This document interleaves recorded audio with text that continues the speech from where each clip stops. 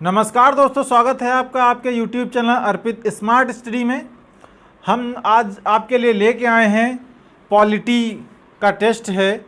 इसमें हम आपको 150 क्वेश्चन कराएंगे जो कि 3 पार्ट में कराएंगे, और जिसका आज पहला पार्ट है। इस टेस्ट सीरीज में आपको 150 प्लस क्वेश्चन मिलेंगे जो कि UPSSC में पूछे हुए क्वेश्चन हैं, और ये पेट के लिए स्पेशल क्लासेस हैं।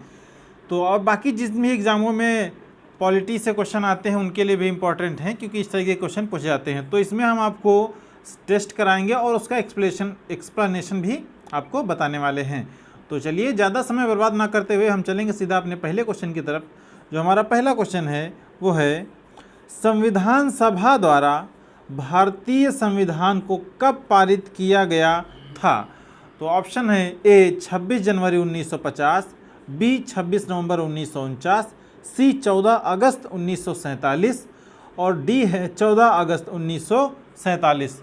तो इसका जो सही आंसर है वो है 26 नवंबर 1949। तो आपको बता दें कि 26 नवंबर 1949 को हमारा संविधान सभा द्वारा क्या किया गया था? पारित किया गया था। तो हमारे जो मूल संविधान था, मूल संविधान में कितने अनुच्छेद थे? 395 अनुच्छेद थे, 22 भाग थे। ठीक है, भाग कितने थे? 22 थे। अनुसूचियाँ कितनी थी? 8 अनुसूचियाँ थीं। क्या थीं? 8 अनुसूचियाँ थीं।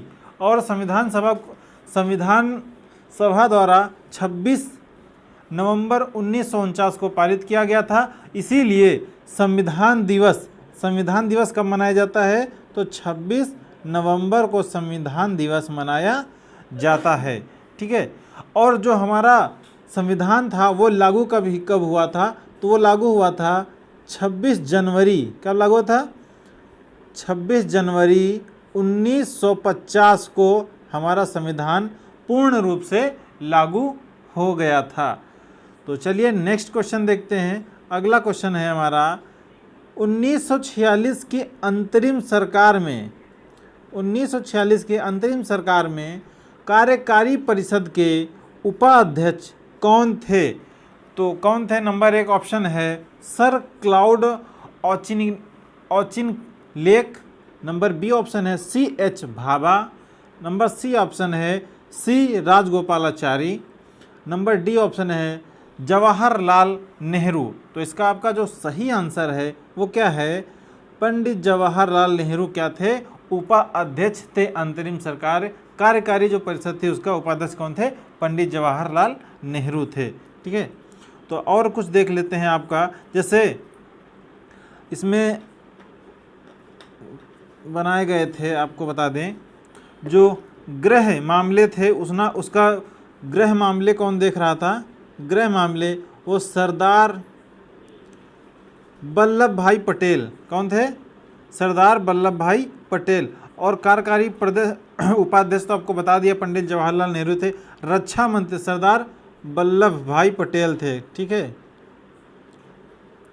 वल्लभ भाई पटेल। ठीक है, और जो रक्षा मंत्री थे कौन थे? रक्षा मंत्री थे वो कौन थे? रक्षा मंत्री बलदेव सिंह थे। बलदेव सिंह रक्षा मंत्री थे, बलदेव सिंह। और जो श्रम मंत्री थे वो थे जगजीवन राम। क्या थे? ये रक्षा मंत्री थे जगजीवन राम नाम था। ठीक है, तो चलिए नेक्स्ट क्वेश्चन देखते हैं। अगला क्वेश्चन हमारा है, भारतीय संविधान कितने शब्दों का बना है? तो ऑप्शन है ए 40,000, बी 60,000, सी 80,000 और डी ऑप्शन है 1,20,000। तो इसका जो सही आंसर होगा वो होगा 1,20,000। ठीक है, जो एग्जैक्ट हम अगर देखें तो लगभग 1,17,369 शब्द हमारे संविधान में 69 शब्दों से क्या है? हमारा संविधान बना हुआ है। ठीक है, तो इसमें आपको बता ही चुके हैं कि अनुच्छेद कितने थे? 395 अनुच्छेद थे, 8 अनुसूचियाँ थीं और 22 भाग थे। ठीक है, तो चलिए नेक्स्ट क्वेश्चन देखते हैं। अगला क्वेश्चन था, भारत का संविधान लिखा गया था। ठीक है, क्या लिखा है? भारत का संविधान लिखा गया था 2 वर्षों से अधिक किंतु 3 वर्षों से कम समय अवधि में, 3 वर्ष से अधिक अवधि में, 2 वर्षों में। तो ये तो क्वेश्चन लगभग सबको पता होगा कि जो हमारा संविधान था वो 2 वर्ष से अधिक समय लगा था किंतु 3 वर्ष से कम समय लगा था। तो जो एग्जैक्ट समय लगा था वो कितना लगा था? वो लगा था 2 साल 11 माह और 18 दिन में हमारा जो संविधान था वो बन के क्या हुआ था? तैयार हुआ था। और इस संविधान को बनाने में खर्च कितना आया था?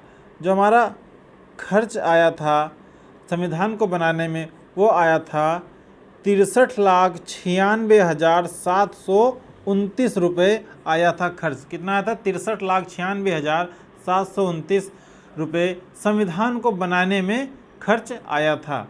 ठीक है, तो चलिए नेक्स्ट क्वेश्चन देखते हैं। अगला क्वेश्चन है, भारतीय संविधान को माना गया है क्या? संघीय, ए ऑप्शन है संघीय, बी ऑप्शन है एकात्मक, सी है संसदीय, नंबर डी है रूप विधान में संघीय और भावना में एकात्मक। तो जो इसका सही आंसर है वो सही आंसर है डी, रूप विधान में संघीय और भावना में एकात्मक है। ठीक है, तो ये इसका सही है। अब संघात्मक संविधान क्या होता है? अगर हम संघात्मक संविधान देखें या एकात्मक संविधान देखें, ठीक है, तो एकात्मक संविधान होता है जो, जैसे एकात्मक संविधान है, जो एकात्मक संविधान वह संविधान जिसके अंतर्गत सारी शक्तियां एक ही सरकार में निहित हों। क्या? एक ही सरकार में निहित हों। जैसे हमारी सारी शक्तियां केंद्र के पास निहित हैं, राज्य के पास कुछ नहीं। और जो संघात्मक होता है, संघात्मक प्रणाली होती है वो जिसमें केंद्र और राज्य दोनों के पास शक्तियां हों, उसको क्या कहते हैं? संघात्मक प्रणाली या संघात्मक संविधान कहा जाता है। ठीक है, तो चलिए नेक्स्ट क्वेश्चन देखते हैं। अगला क्वेश्चन हमारा जो है वो है, इनमें से कौन सा भारतीय संविधान की एक महत्वपूर्ण विशेषता नहीं है? ऑप्शन है नहीं है। तो कौन सी विशेषता हमारे संविधान में नहीं है, हमसे ये चीज़ पूछी गई है। तो चलिए देखते हैं। यह एक लिखित संविधान है, नंबर ए है यह एक लिखित संविधान है, नंबर 2 है यह अनुमेय है, इसे संशोधित किया जा सकता है, लेकिन यह अनम्य भी है कुछ भागों के रूप में, यानी इसकी मूल संरचना में संशोधन नहीं किया जा सकता है।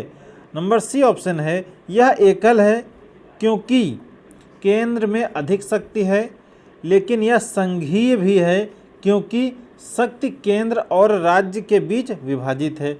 और जो ऑप्शन डी है वो है इसे राज्य के राज्यपाल, सांसदों और विधायकों के परामर्श से संशोधित किया जा सकता है। तो आपको पता होगा कि जो हमारा संविधान है वो लिखित संविधान है, बिल्कुल सही है, और इसे संशोधित किया जा सकता है, लेकिन इसके मूल संविधान जो मूल संरचना है या मूल स्ट्रक्चर जो है इसका, उसमें संशोधन नहीं किया जा सकता। उतना ही संशोधन किया जाता है कि जिसका मूल स्ट्रक्चर है उसमें परिवर्तन ना हो। तो ये भी ऑप्शन बी वाला भी सही है। और तीसरा एकल है, केंद्र में शक्तियाँ तो अधिक है लेकिन क्या संघीय भी है, क्योंकि हमारे जो केंद्र की शक्तियाँ और राज्य में भी हमारी शक्तियाँ हैं, केंद्र और राज्य के बीच, दोनों के बीच जो क्या है शक्तियाँ विभाजित हैं कि किन मुद्दों पर केंद्र सरकार हमारा कानून बना सकती है और किन मुद्दों पर राज्य सरकार, कौन कौन मुद्दे केंद्र सरकार के अंतर्गत आ रहे हैं, कौन से मुद्दे राज्य सरकार के अंतर्गत आते हैं, ये चीज़ हमारे संविधान में है। तो ये तीनों ऑप्शन सही है। चौथा क्या है, राज्यपाल या सांसद विधायक के परामर्श से संशोधन किया जा सकता है। तो ये ऑप्शन बिल्कुल गलत है। हमारे संविधान का संशोधन कौन सा कर सकता है? संसद कर सकती है, बस, इसके अलावा और कोई नहीं कर सकता है। तो नेक्स्ट क्वेश्चन देखते हैं। अगला क्वेश्चन है, निम्नलिखित में से किसने पहले 1935 में संविधान सभा का सुझाव प्रस्तावित किया? तो बताना है आपको सबसे पहले संविधान सभा का सुझाव किसने प्रस्तावित किया था। तो ए ऑप्शन है नेहरू, पंडित जवाहरलाल नेहरू, बी ऑप्शन है महात्मा गांधी, सी ऑप्शन है जेपी नारायण और डी ऑप्शन है जो एमएन राय।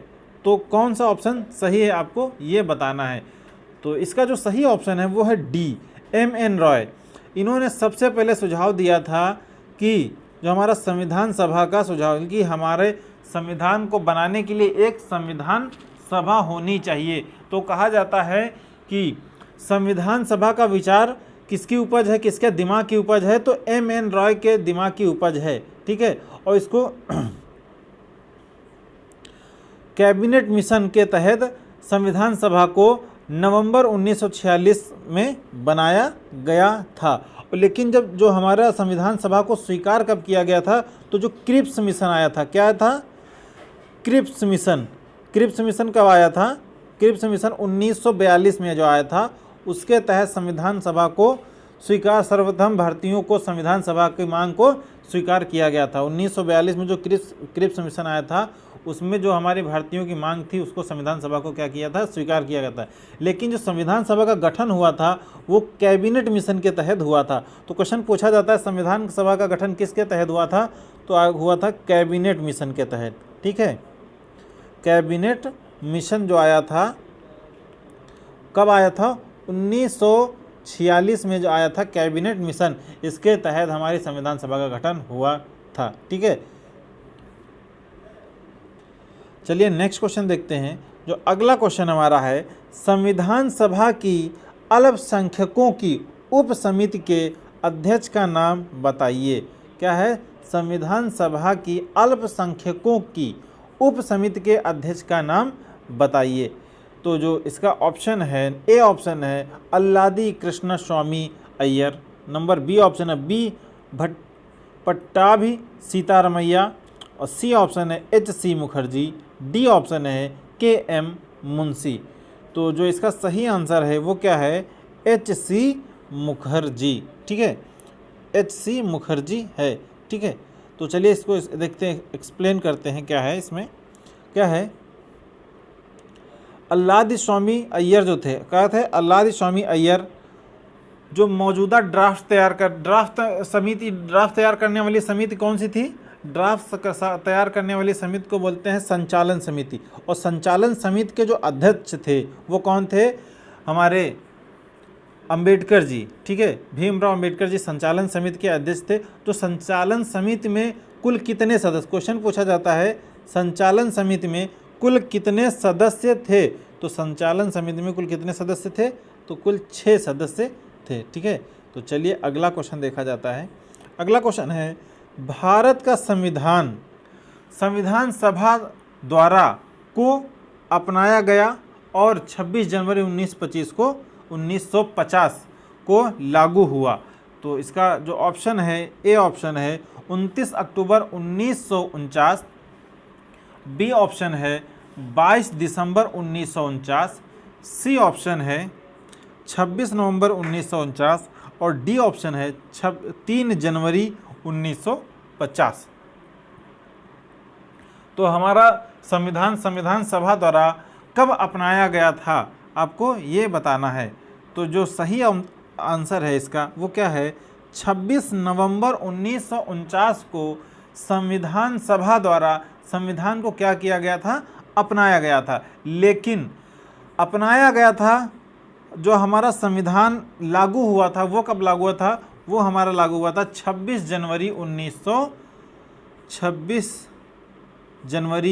1950 को संविधान हमारा लागू हुआ था। लेकिन कुछ ऐसे आर्टिकल्स थे, कुछ ऐसे अनुच्छेद थे जो 26 नवंबर 1949 को ही क्या हो गए थे, लागू हो गए थे। तो वो आर्टिकल अनुच्छेद कितने थे, 15 अनुच्छेद। ऑप्शन को भी क्वेश्चन पूछा जाता है कि कितने अनुच्छेद 26 नवंबर 1949 को लागू हो गए थे। तो 15 जो अनुच्छेद थे हमारे वो लागू हुए थे। 15 अनुच्छेद कौन कौन से थे, तो 5 अनुच्छेद 5, 6, 7, 8, 9। ठीक है, उसके बाद अनुच्छेद 60 लागू हुआ था, 324, 366 और 367, 366 और कितना था, 367। ठीक है, और 379, 379, 380 और 388, 391 और 392, 392 और एक कौन था 393, 393। ये 15 अनुच्छेद थे। एक बार और रिपीट करा देते हैं। अनुच्छेद 5, 6, 7, 8, 9, 60, ठीक है, 60, 324, 366, 367, 369, सॉरी 379, 379, 379, 380, फिर उसके बाद 388, 391, 92 और 393। ये 15 अनुच्छेद थे जो 26 नवंबर 1949 को लागू हो गए थे। लेकिन जो हमारा संपूर्ण संविधान था वो कब लागू हुआ था? वो लागू हुआ था 26 जनवरी 1950 को। तो नेक्स्ट क्वेश्चन देखते हैं। अगला क्वेश्चन है, भारतीय संविधान सभा में कुल कितनी महिलाएं सदस्य थी? तो आपको यह बताना है। ऑप्शन ए है 12, ऑप्शन बी है 13, ऑप्शन सी है 15 और डी है 17। तो इसका जो सही आंसर है वो क्या है? 15 महिलाएं। क्या थी? 15 महिलाएं हमारे संविधान सभा में थी। इससे एक चीज़ और आपको याद रखनी है, 15 महिलाएं संविधान सभा में थी और 15 अनुच्छेद 26 नवंबर 1949 को लागू हुए थे। ये चीज़ आपको दोनों चीज़ें याद रखनी हैं, ठीक है। और आपको बता दें हमारी संविधान सभा की पहली बैठक कब हुई थी? ठीक है, तो संविधान सभा की पहली बैठक हुई थी 9 दिसंबर कब हुई थी? 9 दिसंबर 1946 को संविधान सभा की पहली बैठक हुई थी, ठीक है। और 13 दिसंबर, क्या है?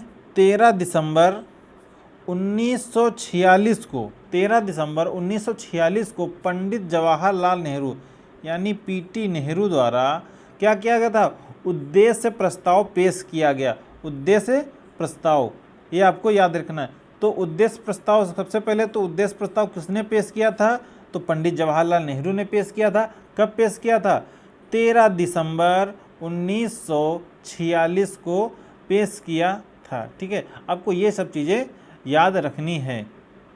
नेक्स्ट क्वेश्चन देखते हैं। अगला क्वेश्चन हमारा है, संविधान सभा के पहले अध्यक्ष कौन थे? संविधान सभा के पहले अध्यक्ष कौन थे? आपको ये बताना है, ठीक है। तो अगला जो हमारा ऑप्शन है वो क्या है? A doctor BR Ambedkar, doctor Bhimrao Ambedkar. Number 2 है option B doctor Sachchidanand Sinha. C है डॉक्टर राजेंद्र प्रसाद। डी है उपरोक्त में से कोई नहीं। तो आपको बताना है। तो इसका जो सही आंसर है वो क्या है? डॉक्टर सच्चिदानंद सिन्हा। क्या हुआ था? जब 9 दिसंबर 1946 को हमारी पहली बैठक हुई, ठीक है, तो उसमें सच्चिदानंद सिन्हा को अस्थायी अध्यक्ष चुना गया, ठीक है। क्या चुना गया? अस्थायी अध्यक्ष। 9 दिसंबर को पहली बैठक, हमने अभी जस्ट इसके पिछले वाले क्वेश्चन में बताया कि जो हमारा पहली बैठक हुई थी वो हुई थी 9 दिसंबर को। उसी में सच्चिदानंद सिन्हा को क्या किया गया? अस्थायी अध्यक्ष चुना गया। और अगली जो बैठक हुई थी 11 दिसंबर को, उसमें क्या किया गया? डॉक्टर राजेंद्र प्रसाद को क्या चुना गया? डॉक्टर राजेंद्र प्रसाद को स्थायी अध्यक्ष चुना गया, ठीक है। और जो डॉक्टर भीमराव अम्बेडकर थे वो क्या थे? संचालन समिति के अध्यक्ष थे, ठीक है, जिसको प्रारूप समिति या फिर मसौदा तैयार करने या ड्राफ्ट तैयार करने वाली समिति कहा जाता है, ठीक है। तो आपको ये सब चीज़ें याद रखनी है, बहुत ही इम्पॉर्टेंट है। सभी क्वेश्चन कोई ना कोई एग्जाम में पूछे गए हैं। तो आगे देखो क्वेश्चन आया, जैसे ड्राफ्टिंग कमेटी का चेयरमैन कौन है? पूछा गया है ड्राफ्टिंग कमेटी का चेयरमैन कौन है? तो ए ऑप्शन है N गोपाला स्वामी, बी ऑप्शन है KM मुंशी, सी ऑप्शन है N माधव राव और डी ऑप्शन है डॉक्टर BR अम्बेडकर। तो जस्ट पहले हमने अभी बताया कि जो ड्राफ्टिंग कमेटी थी उसके अध्यक्ष कौन थे? डॉक्टर भीमराव अम्बेडकर, ठीक है। डॉक्टर भीमराव अम्बेडकर इसके अध्यक्ष थे। इसमें कुल कितने सदस्य थे? 6 सदस्य थे। डॉक्टर भीमराव अम्बेडकर, N गोपाला स्वामी अयंगर, ठीक है, क्या थे? M गोपाला स्वामी अयंगर, अल्लादी कृष्ण स्वामी अय्यर, KM मुंशी, सैयद मोहम्मद सादुल्ला, ठीक है, और एन माधव राव, ठीक है, और क्या थे, डीपी खेतान, ये क्या थे, इसके अध्यक्ष थे। चलिए नेक्स्ट क्वेश्चन देखते हैं। तो अगला क्वेश्चन है, नेक्स्ट क्वेश्चन हमारा जो है, राजनैतिक प्रजातंत्र का तात्पर्य उस जीवन विधा से है जो जीवन में सैद्धांतिक रूप से उदारता, समानता और भ्रांतत्व को स्वीकारती है। यह किसका कथन है? आपको ये चीज़ बताना है। तो जो ऑप्शन हमारे पास है वो है डॉक्टर ए ऑप्शन है डॉक्टर बी.आर. अम्बेडकर, बी है डॉक्टर राजेंद्र प्रसाद, और सी ऑप्शन है सर्वपल्ली राधाकृष्णन, डी ऑप्शन है राम मनोहर लोहिया। तो इसका जो सही आंसर है वो आपको बताना है। तो सही आंसर क्या है इसका? सही आंसर है डॉक्टर बी.आर. अम्बेडकर। ठीक है, बी.आर. अम्बेडकर कौन थे? यह प्रारूप समिति के अध्यक्ष थे डॉक्टर भीमराव अम्बेडकर। ठीक, इन्होंने अपने अंतिम भाषण में कहा था, राजनैतिक प्रजातंत्र का तात्पर्य समझते हुए कहा था कि राजनैतिक प्रजातंत्र का तात्पर्य उस जीवन विधा से है जो जीवन में सैद्धांतिक रूप से उदारता, समानता और भ्रांतत्व को स्वीकार करते हैं। ये जो अंतिम भाषण था उसमें इन्होंने ये बात कही थी। तो चलिए नेक्स्ट क्वेश्चन देखते हैं। अगला क्वेश्चन हमारा जो है, भारतीय संविधान अपने नागरिकों को, ठीक है, भारतीय संविधान अपने नागरिकों को डैश की समानता का वचन देता है। तो ऑप्शन ए है अभिव्यक्ति और विश्वास, ऑप्शन बी है हैसियत और अवसर, ऑप्शन सी है विचार और अभिव्यक्ति, ऑप्शन डी है अवसर और अभिव्यक्ति। आपको ये बताना है। तो बताइए क्या है सही अवसर? तो इसका जो सही आंसर है वो है बी, हैसियत और अवसर। हैसियत, हैसियत का मतलब क्या होता है? प्रतिष्ठा। क्या होता है? प्रतिष्ठा। तो हमारे उसमें जो हमारी प्रस्तावना उसमें लिखा है प्रतिष्ठा और अवसर की समानता। ठीक है, ये चीज़। तो मौलिक अधिकार जो हमारे हैं, ठीक है, मौलिक अधिकार वो किसमें दिया है? अनुच्छेद 14 से 18 में उल्लेखित है। ठीक है, और जो मौलिक अधिकार हमारे हैं वो कहाँ से लिए गए हैं? तो जो मौलिक अधिकार हमारे हैं वो अमेरिका से, कहाँ से लिए गए हैं? अमेरिका से लिए गए हैं। तो ये भी चीज़ पूछी जाती है कि मौलिक अधिकार कहाँ से लिए गए हैं? तो मौलिक अधिकार जो हमारे हैं वो अमेरिका से लिए गए हैं। तो इस तरीके से आपको ये सब चीज़ें याद रखनी है। तो अगला क्वेश्चन देखते हैं। नेक्स्ट क्वेश्चन हमारा है वो क्या है? अगला क्वेश्चन है, वर्ग 1 और वर्ग 2 का उचित मिलान कीजिए। तो क्या है? प्रभुत्व संपन्न, प्रजातांत्रिक, धर्मनिरपेक्ष, भाईचारा। इनका मतलब क्या है? तो सभी को एक परिवार के सदस्य के रूप में रहना चाहिए। इसका मतलब क्या हुआ? सभी को एक परिवार के सदस्य के रूप में रहना चाहिए, मतलब भाईचारा। इसका मतलब क्या हुआ? भाईचारा हो गया। अगला है, लोगों को बाह्य एवं आंतरिक मामलों में निर्णय लेने का सर्वोच्च अधिकार है। तो इसका मतलब क्या हुआ कि अगर हम आंतरिक और बाह्य निर्णय लेने का हमें अधिकार है तो हम प्रभुत्व संपन्न हैं, प्रभुत्व संपन्न है। लोगों को समान राजनैतिक अधिकार प्राप्त है। तो राजनीतिक प्रजातांत्रिक है हमारा देश, तभी तो राजनीतिक अधिकार समान प्राप्त होगा। और नागरिकों को किसी भी धर्म को अपनाने की पूर्णता, स्वतंत्रता है। इसका मतलब क्या है? हम धर्मनिरपेक्ष भी हैं। तो इसको मिलाते हैं तो फर्स्ट का बी, सी, डी, ए। तो ऑप्शन नंबर सी इसका क्या हो जाएगा? एकदम करेक्ट आंसर हो जाएगा। तो चलिए नेक्स्ट क्वेश्चन देखते हैं। आपको नेक्स्ट क्वेश्चन क्या कह रहा है? निम्नलिखित में से किसको संविधान की आत्मा के रूप में माना गया है? किसको माना गया है? ए है ऑप्शन राज्य के नीति निर्देशक सिद्धांत, बी है राष्ट्रीय ध्वज, सी है प्रस्तावना, डी है मूल अधिकार। तो आपको ये बताना है किसको संविधान की आत्मा माना गया है। तो संविधान की आत्मा किसे माना गया है? तो हम प्रस्तावना को क्या किया गया है? संविधान की आत्मा माना गया है। तो इसको कहाँ से ले गए है? इसमें जो एक सबसे जब प्रस्तावना स्टार्ट होती है सबसे पहले लिखता है हम भारत के लोग। क्या? हम भारत के लोग। तो ये जो शब्द है हम भारत के लोग, ये जो एक लाइन है, ये कहाँ से ली गई? ये अमेरिका से ली गई है। कहाँ से ली गई है? ये हमारी अमेरिका से ली गई है। तो चलिए नेक्स्ट क्वेश्चन देखते हैं। अगला क्वेश्चन है हमारा, अंतर्राष्ट्रीय शांति और सुरक्षा को बढ़ावा देने से संबंधित प्रावधान भारतीय संविधान के निम्नलिखित में से किसके एक भाग के रूप में उल्लिखित हैं? तो बताइए। ऑप्शन ए है मौलिक अधिकार, बी है राज्य के नीति निर्देशक सिद्धांत, सी है मौलिक कर्तव्य, डी है राज्यों में। तो आपको ये बताना है, क्या बताना है? जो शांति सुरक्षा को बढ़ावा देने से संबंधित प्रावधान है वो किसमें है? तो इसका जो सही आंसर है राज्य के नीति निर्देशक सिद्धांत में दिया गया है। तो जो हमारे नीति निर्देशक सिद्धांत हैं, ठीक है, और अंतर्राष्ट्रीय सुरक्षा को बढ़ावा देने का अनुच्छेद कौन सा है? ये अनुच्छेद जो है वो अनुच्छेद 51 में दिया गया है, अंतर्राष्ट्रीय शांति, ठीक है। जो हमारे राज्य के नीति निर्देशक सिद्धांत हैं वो किससे कहाँ से कहाँ तक है? अनुच्छेद 36 से 51 तक हैं, और इनका भाग जो है भाग नंबर 4 में ये सब दिए गए हैं, ठीक। चलिए तो अगला क्वेश्चन देखते हैं। अगला क्वेश्चन हमारा जो है, भारत के संविधान, क्या है? भारत के संविधान का निम्नलिखित में से कौन सा अनुच्छेद ग्राम पंचायतों से संबंधित है? ग्राम पंचायतों से संबंधित कौन सा अनुच्छेद है, आपको ये बताना है। ए ऑप्शन है अनुच्छेद 40, बी है अनुच्छेद 42, सी है अनुच्छेद 38, डी है अनुच्छेद 39। इसका सही आंसर बताइए कौन सा है? तो इसका जो सही आंसर है ग्राम पंचायत से संबंधित वो अनुच्छेद क्या है? 40 है, ठीक है।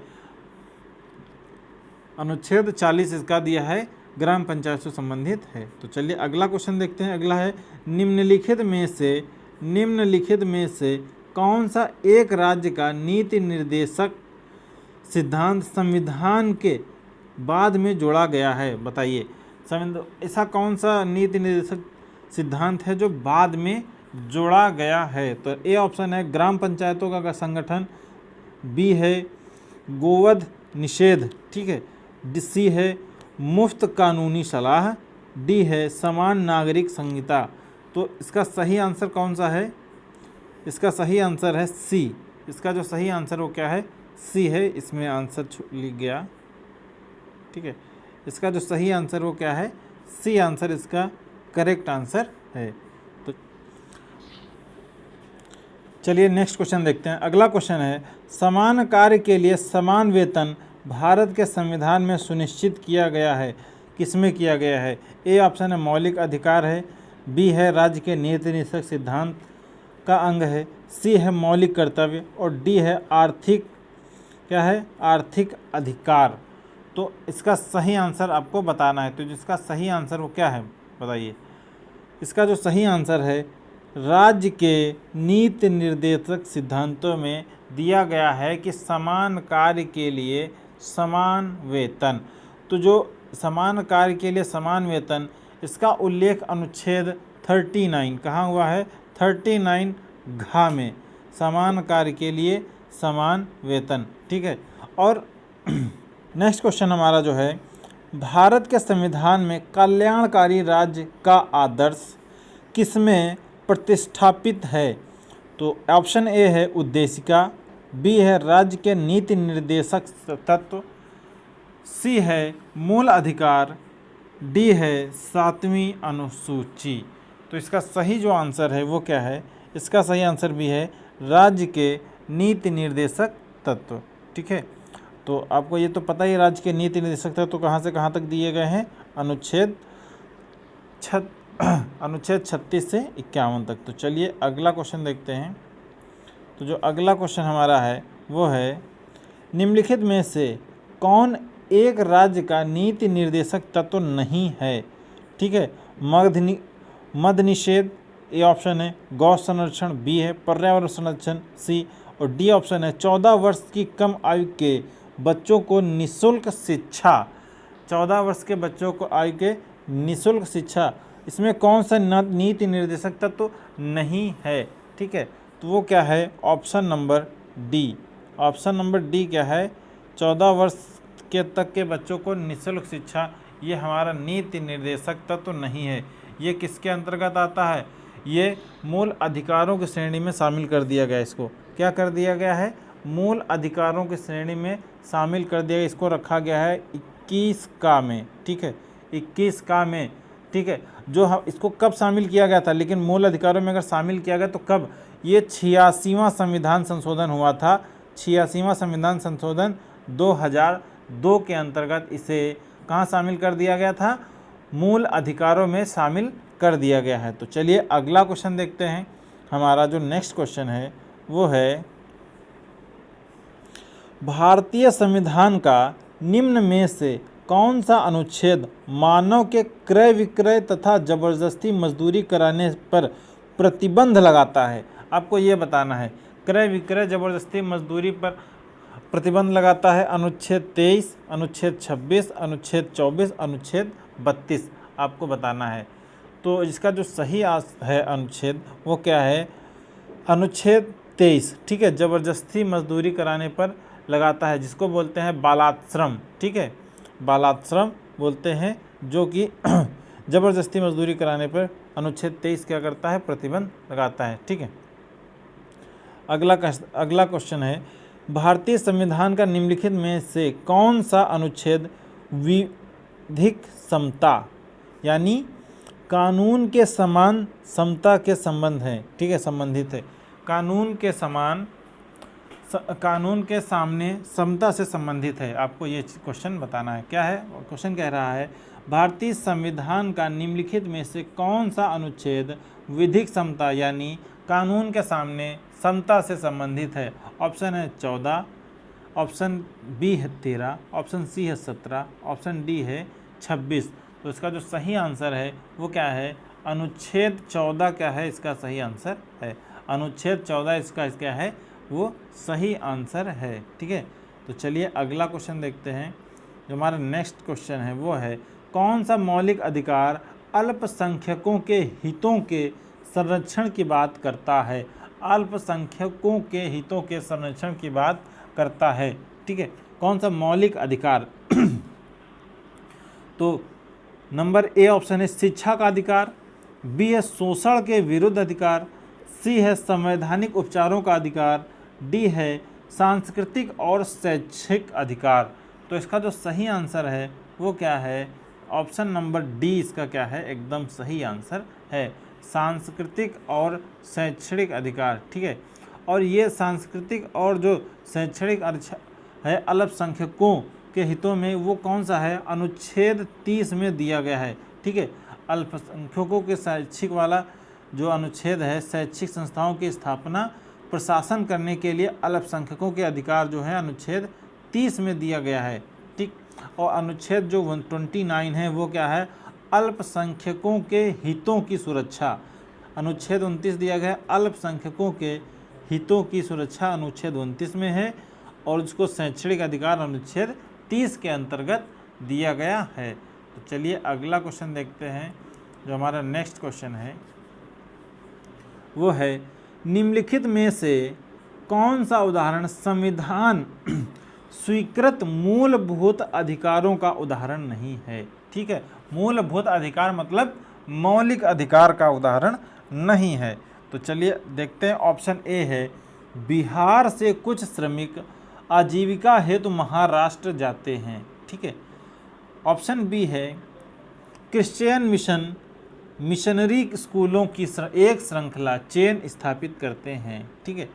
ऑप्शन सी है, माँ बाप की संपत्ति के उत्तराधिकारी उनके बच्चे होते हैं। ऑप्शन डी है, सरकारी संस्थाओं में समान पदों पर काम करने वाली महिलाओं को पुरुष कर्मचारियों के समान वेतन मिलता है। तो इसका सही आंसर जो है वो क्या है, सही आंसर है, माँ बाप की संपत्ति के उत्तराधिकारी उनके बच्चे होते हैं। ये क्या है, मौलिक अधिकार में नहीं है, ठीक है। जो मौलिक अधिकार हैं वो हमारे कहाँ से कहाँ तक हैं, अनुच्छेद 12 से 35 तक हैं। कहाँ से हैं, अनुच्छेद 12 से 35 तक हैं। और ये जो है भाग कहाँ हैं, भाग 3 में दिए गए हैं, ठीक।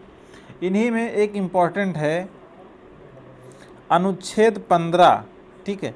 अनुच्छेद 15 वो क्या है, धर्म, नस्ल, जाति, लिंग या जन्म स्थान के आधार पर भेदभाव का निषेध करता है। ठीक है।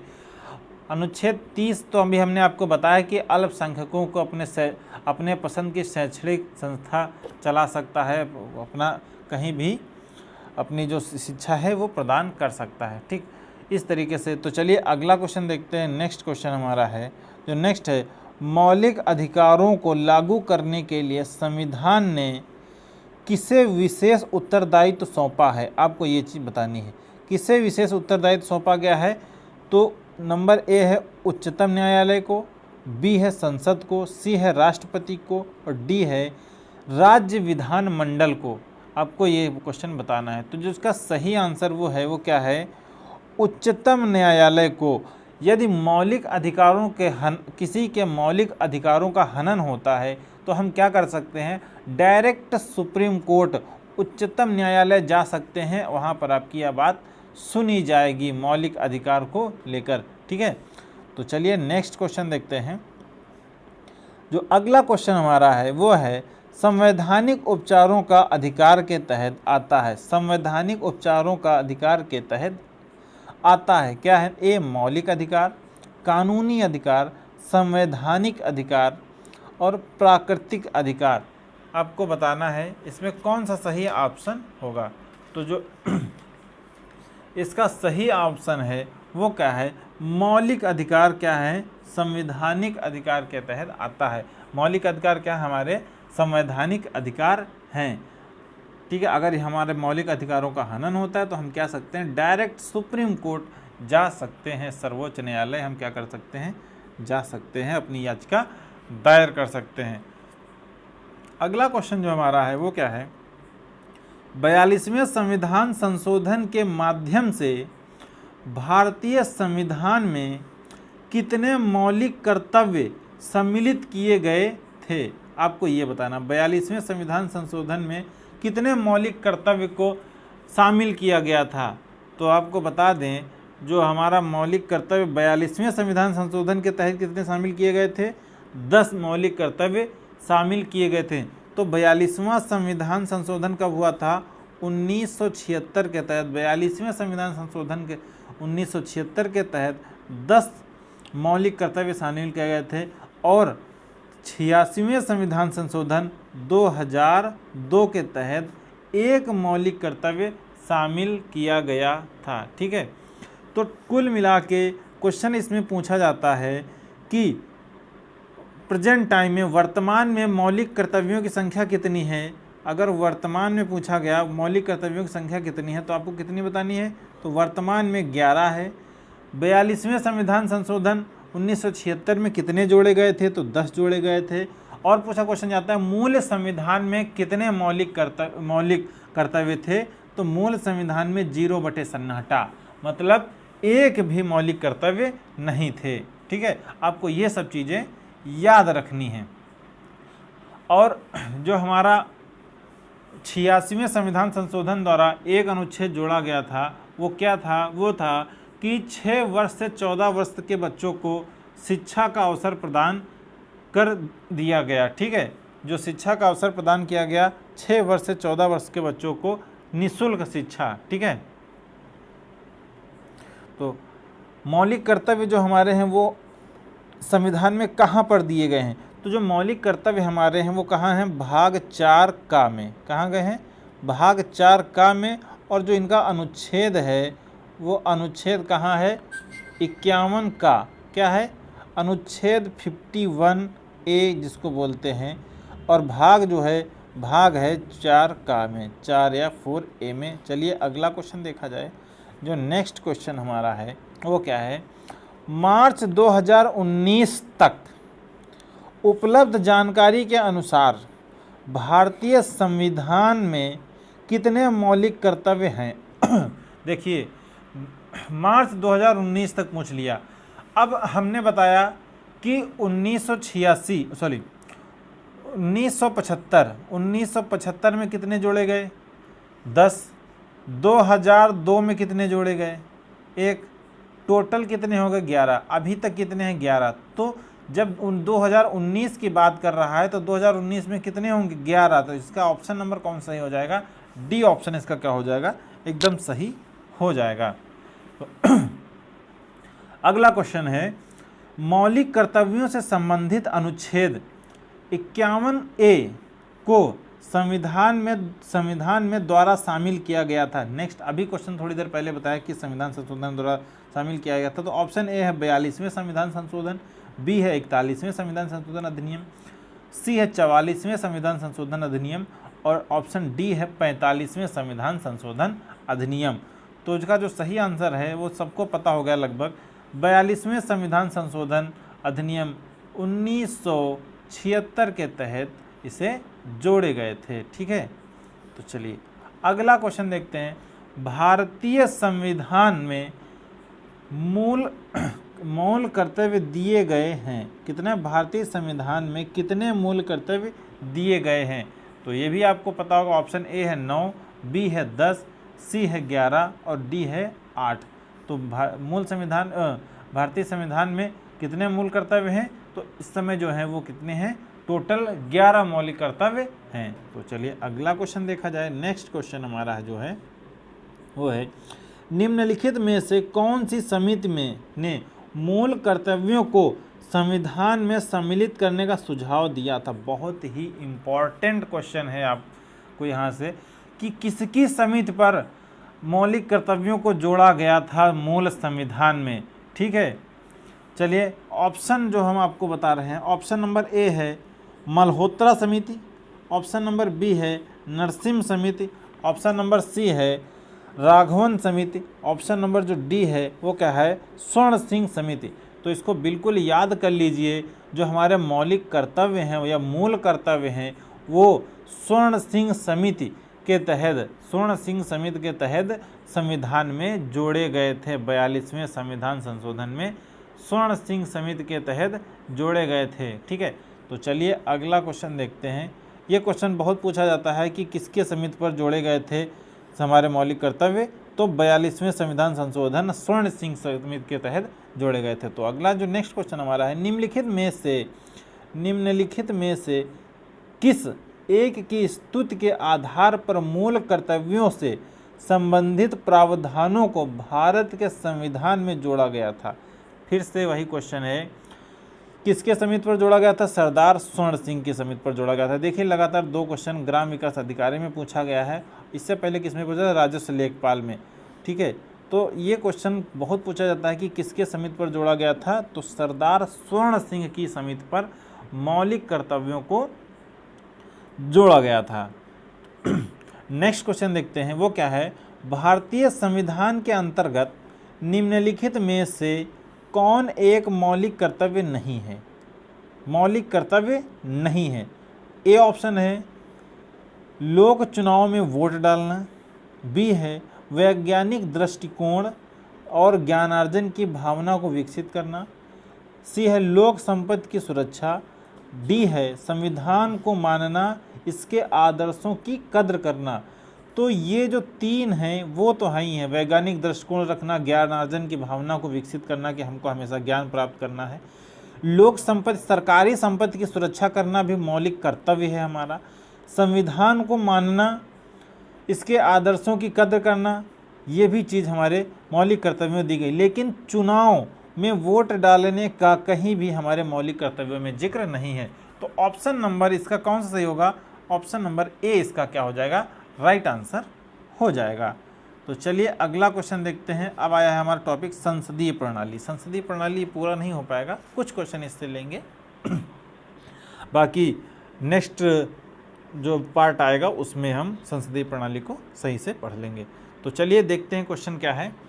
तो अगला क्वेश्चन जो हमारा है वो है, राज्यसभा की विशेष शक्ति, राज्यसभा की विशेष शक्ति इस आशय का प्रस्ताव अपनाकर संविधान के अनुच्छेद में दिया गया है कि वह राज्य सूची में शामिल किसी भी मामले के संबंध में कानून बनाने के लिए संसद को सशक्त बना सके।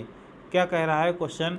क्वेश्चन को समझिए पहले। क्वेश्चन कह रहा है कि कोई भी जो विषय है मान लिया वो राज्य सूची में शामिल है, ठीक है, अगर वो इम्पॉर्टेंट है, विशेष शक्ति आशय, ठीक है, विशेष शक्ति इस आशय का प्रस्ताव अपनाकर संविधान के अनुच्छेद में दिया गया कि वह राज्य सूची में शामिल किसी भी मामले के संबंध में कानून बनाने के लिए संसद को सशक्त बना सके। यह राज्य सूची के किसी भी मामले में अपना कानून बना सकता है कौन? केंद्र। यह शक्ति किस अनुच्छेद में दी गई है आपको ये बताना है, ठीक है। तो ऑप्शन ए है 128, बी है 198, सी है 223, डी है 249 149। तो इसका जो सही आंसर है वो क्या है? 149। 149 में दिया गया है यदि कोई भी राज्य सूची का मामला है और अमुक विषय राष्ट्र महत्व का है, राष्ट्र महत्व का विषय है और वो है राज्य सूची में, ठीक है, यह राज्य का मामला है, तो उस पर क्या है? केंद्र क्या बना सकती है? अपन विधि बनाने का अधिकार प्राप्त करती है। वो किस अनुच्छेद के तहत? 249, अनुच्छेद 249 के तहत उस पर अपना कानून बना सकती है, ठीक है। ये क्वेश्चन पूछा गया है, ठीक है। तो चलिए अगला क्वेश्चन देखते हैं। जो हमारा नेक्स्ट क्वेश्चन है वह अनुच्छेद डैश के प्रावधानों के तहत लोकसभा और राज्यसभा की संयुक्त बैठक को राष्ट्रपति द्वारा बुलाया जा सकता है। यानी कि किस अनुच्छेद के तहत राष्ट्रपति दोनों सदनों को बुला सकता है, संयुक्त बैठक कर सकता है?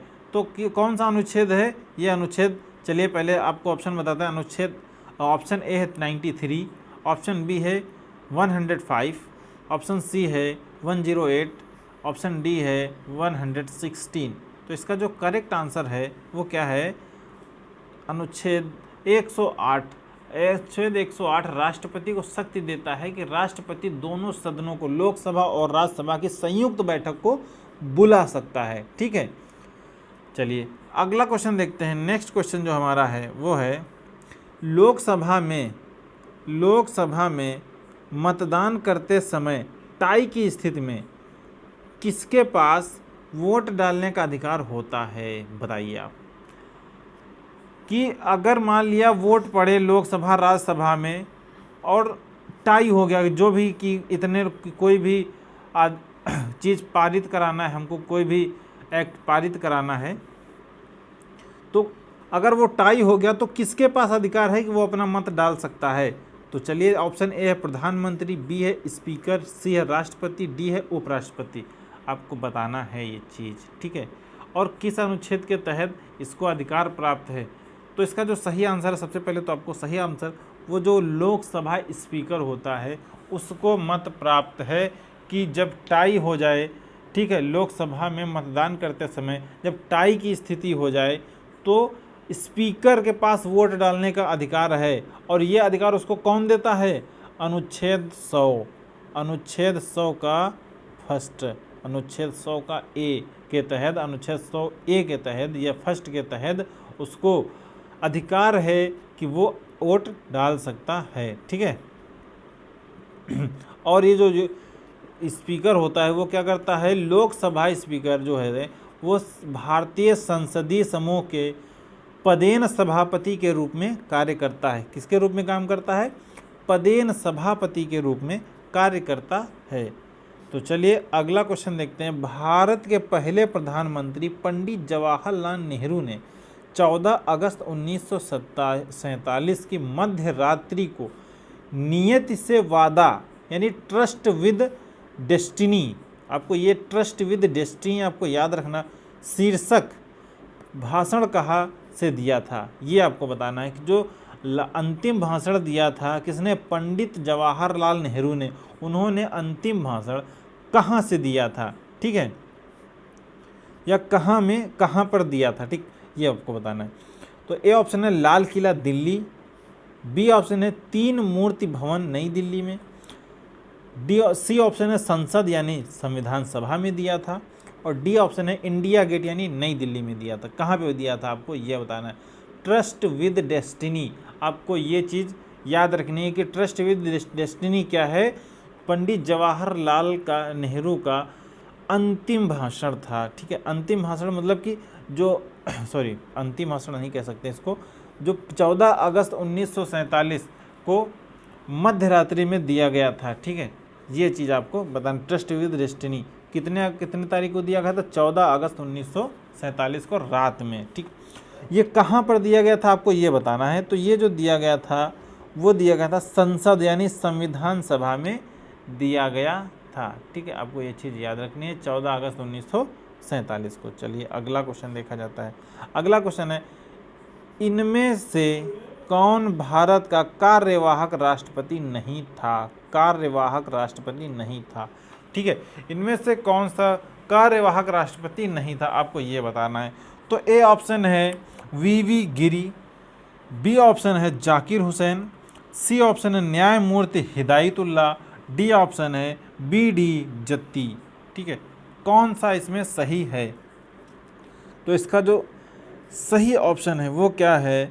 डॉक्टर जाकिर हुसैन। ये कार्यवाहक राष्ट्रपति नहीं थे। ठीक है, ये क्या थे? सीधा राष्ट्रपति बने थे, चुनाव करके आए थे, चुन के आए थे। ठीक, अब कार्यवाहक राष्ट्रपति होता क्या है?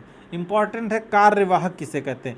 जैसे हम क्या कहें, राष्ट्रपति जैसे हैं, कोई राष्ट्रपति है, या तो वो इस्तीफा दे दे अपने पद से, तो क्या होगा? राष्ट्रपति का पद खाली हो जाएगा, तो उसके जगह पे कार्य कौन करेगा? उपराष्ट्रपति। क्या करेगा? उपराष्ट्रपति कार्य करेगा, तो वो क्या हो गया? कार्यवाहक राष्ट्रपति। ठीक है, बाई चांस कभी क्या हुआ, उप प्रधान जो राष्ट्रपति है, ठीक है, राष्ट्रपति है, उसने इस्तीफा दे दिया या एक्सपायर हो गया, ख़त्म हो गया, डेथ हो गई, तो उपराष्ट्रपति बनेगा।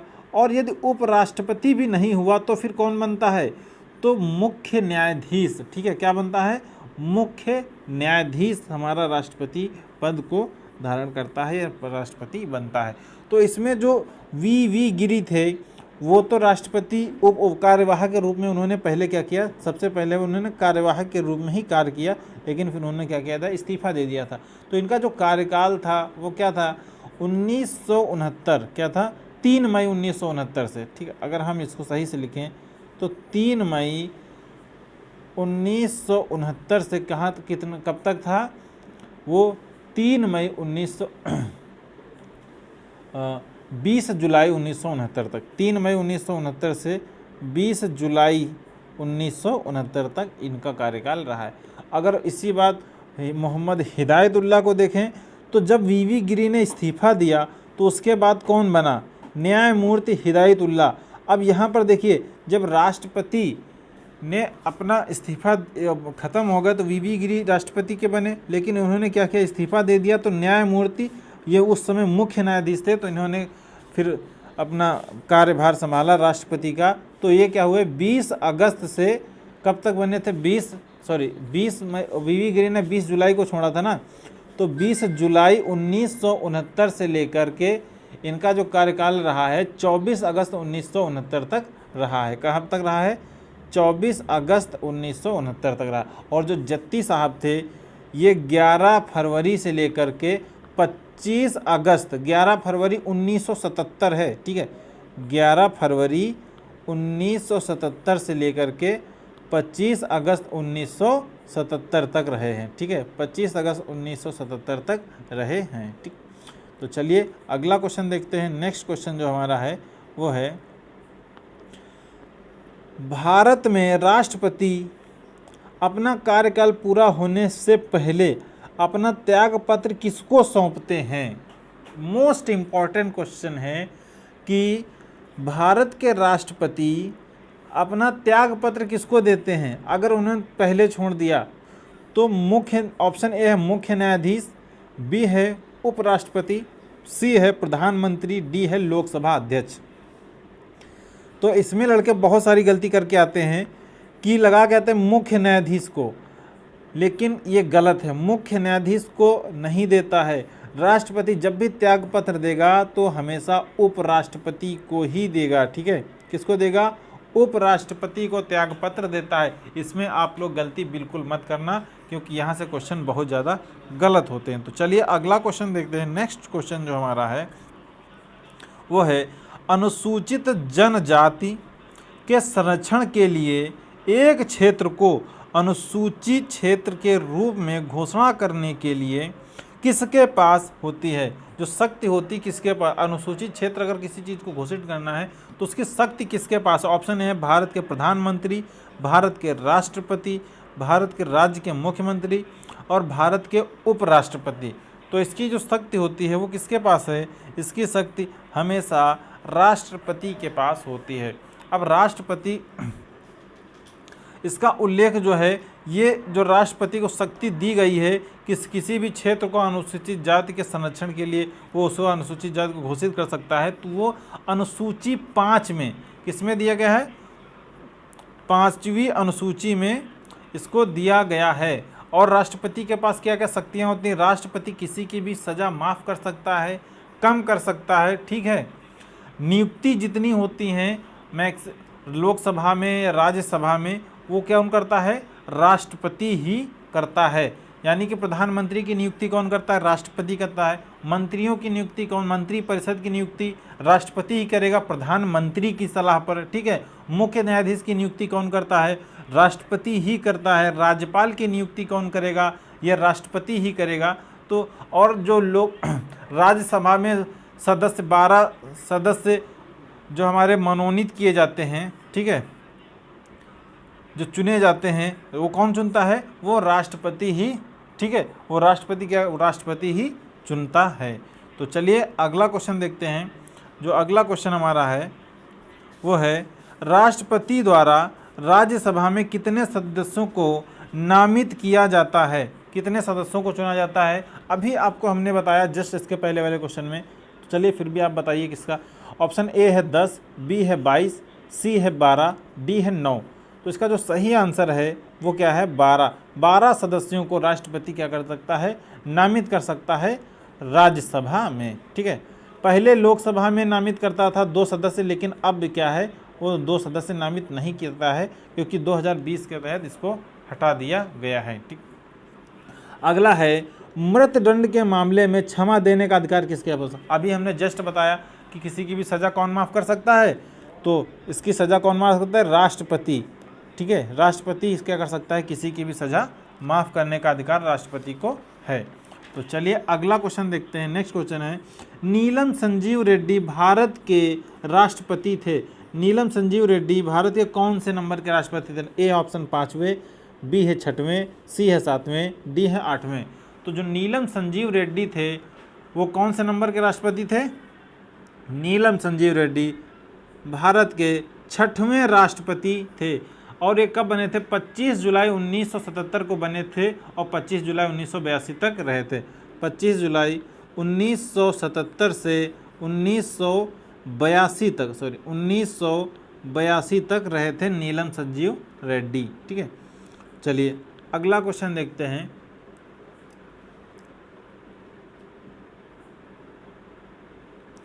अगला क्वेश्चन हमारा जो है, भारत के राष्ट्रपति द्वारा चरित्र को बदले बिना सजा की मात्रा को कम करने का अनुच्छेद 42-72 को कहा जाता है? क्या कहा जाता है?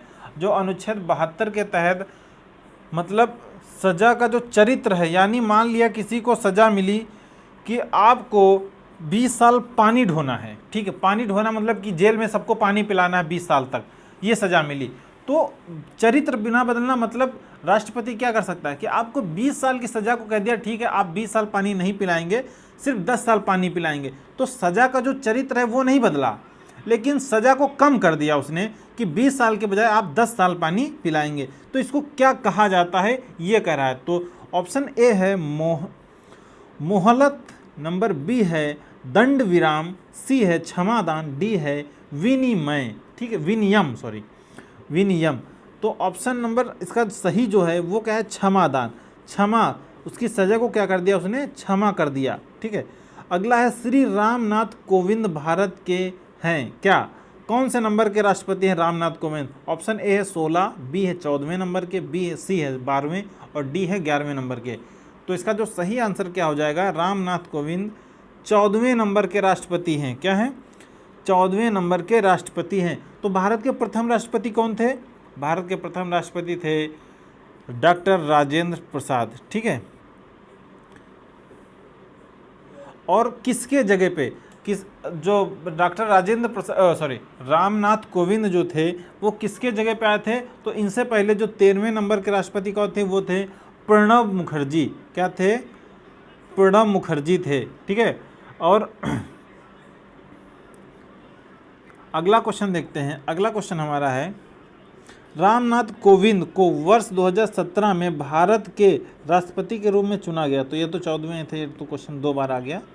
चलिए अगला क्वेश्चन देखते हैं, भारत के राष्ट्रपति का कार्यकाल कितने वर्षों का होता है? तो ये तो लगभग सबको पता होगा कि भारत के राष्ट्रपति का जो कार्यकाल है, ए है 10 वर्ष, बी है 3 वर्ष, सी है 5 वर्ष, 4 है और डी है 4 वर्ष। तो इसका जो सही करेक्ट आंसर है वो कितना है?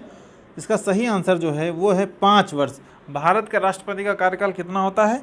5 वर्ष होता है। लोकसभा के जो हमारे सांसद होते हैं उनका कार्यकाल भी 5 वर्ष का होता है, लेकिन जो राज्यसभा के हमारे होते हैं वो उनका कार्यकाल कितना होता है? 6 वर्ष का होता है। अगला है राष्ट्रपति, उपराष्ट्रपति, राज्यसभा के सभी सदस्य।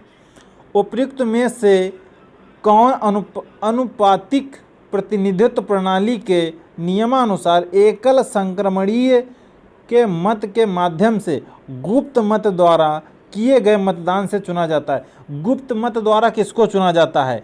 गुप्त मत द्वारा राष्ट्रपति और उपराष्ट्रपति को चुना जाता है। तो इसका जो सही आंसर हो जाएगा वो ए ऑप्शन हो जाएगा। केवल 1 और 2 सही हैं। ठीक है, तो चलिए अगला क्वेश्चन देखते हैं। नेक्स्ट क्वेश्चन जो हमारा है वो ये कह रहा है कि भारत का निम्नलिखित में से कौन सा राष्ट्रपति निर्विरोध निर्वाचित हुआ था? कौन निर्विरोध निर्वाचित हुआ था, आपको ये बताना है। तो ए ऑप्शन है डॉक्टर एस राधाकृष्णन, बी है के आर नारायण, डी है नीलम संजीव रेड्डी और सी है नीलम संजीव रेड्डी, डी है डॉक्टर राजेंद्र प्रसाद। तो इसका जो सही ऑप्शन है नीलम संजीव रेड्डी। वो क्या है? एकमात्र राष्ट्रपति जो निर्विरोध चुने गए थे। अगला क्वेश्चन है, किस भारतीय राष्ट्रपति ने आयरिश स्वतंत्रता संग्राम में भाग लिया और इसके लिए जेल भी गए? तो कौन गया था? आयरिश जो स्वतंत्रता संग्राम था उसमें किसने भाग लिया था? ए ऑप्शन है बीवी गिरी, बी है नीलम संजीव रेड्डी, डी है डॉक्टर शंकर दयाल शर्मा और जो डी ऑप्शन है वो है डॉक्टर एस राधाकृष्णन। तो इसका जो सही आंसर है वो क्या है? सही आंसर है वी गिरी। वी गिरी थे जो हमारे आयरिश स्वतंत्रता संग्राम हुआ था, इसमें क्या था, उन्होंने भाग लिया था और इसमें जेल भी गए थे। तो वी गिरी थे क्या थे? भारत के ये 4थे नंबर के वी गिरी थे, ये 4थे नंबर के राष्ट्रपति थे भारत के। ठीक है, तो ये थे हमारे क्वेश्चन आज के, जो कि बहुत ही इंपॉर्टेंट हैं। इसी तरीके से 3 पार्ट आएंगे। पहले वाले जो पार्ट में 52 क्वेश्चन आए, तो लगभग 150 क्वेश्चन आएंगे तीनों पार्ट में। 150 क्वेश्चन का पूरा सीरीज रहेगा। अगर ये 150-150 क्वेश्चन आप लगा के जाएंगे तो उम्मीद ज़रूर पक्का है कि आप 5 क्वेश्चन आपके फंस जाएंगे इन्हीं में से, क्योंकि लगभग यही क्वेश्चन आपको बार बार पूछे जाते हैं UPSSC से। तो वीडियो कैसा लगा आपको बताना है कमेंट करके। वीडियो देखने के लिए बहुत बहुत धन्यवाद। जय हिंद।